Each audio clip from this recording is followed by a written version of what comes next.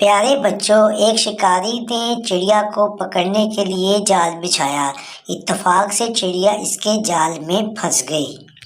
چڑیا نے جب یہ دیکھا کہ میں شکاری کے ہاتھ آ گئی ہوں تو اس نے شکاری سے کہا، تم تو گوشت بھی کھاتے ہو، ہرن کا گوشت بھی کھاتے ہو، اور میرے اندر تو ایک بوٹی ہے، اگر وہ کھا لو گے تمہارا پیٹ تو نہیں بھرے گا، لیکن میں تمہیں اس کے بدلے میں 3 نصیحتیں کروں گی اور اگر تم مجھے چھوڑ دو۔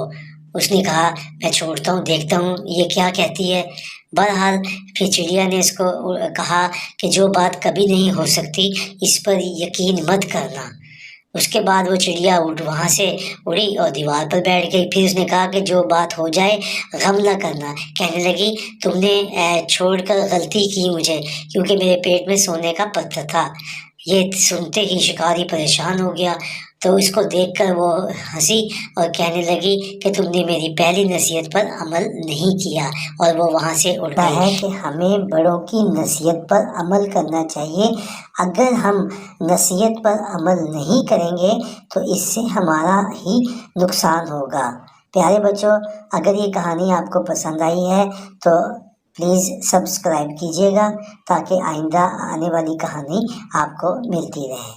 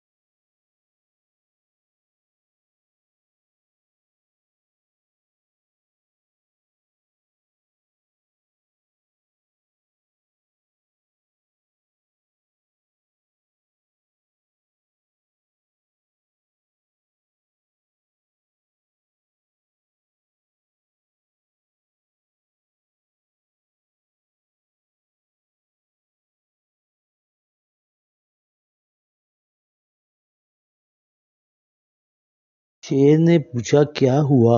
زرافہ بولا، شیر بھائی، شکاری پوری تیاری میں ہے، کہیں ہمیں پکڑ نہ لیں۔ شیر نے کہا، تم یہیں ٹھہرو، تم بہت بزدل ہو، میں دیکھتا ہوں۔ شیر یہ کہہ کر آگے بڑھا۔ مجبوراً زرافہ بھی اس کے پیچھے پیچھے چلنے لگا۔ شکاری کے قریب جا کر ایک مرتبہ پھر دہاڑا۔ اس نے زرافے سے کہا، تم کہتے تھے شکاری مجھے پکڑنے آئے ہیں، دیکھو انہوں نے ایک بکری پکڑ رکھی ہے اور اسے درخت سے باندھ رکھا ہے۔ زرافے نے دیکھا تو واقعی ایک بکری درخت سے بندھی ہوئی تھی۔ زرافے نے جب درخت کے اوپر دیکھا تو وہاں اسے جال نظر آیا۔ وہ چیخا، شیر بھائی، شکاریوں نے بکری نہیں تمہیں شکار کرنے کے لیے باندھی ہے، بکری کے قریب نہ جانا۔ شیر زرافے کی بات ہنسی کرتے ہوئے کہا، زرافے کہنے کو تو تم میرے دوست ہو لیکن بہت ڈرپوک ہو، مجھے لگتا ہے شکاری تمہیں پکڑ لیں گے۔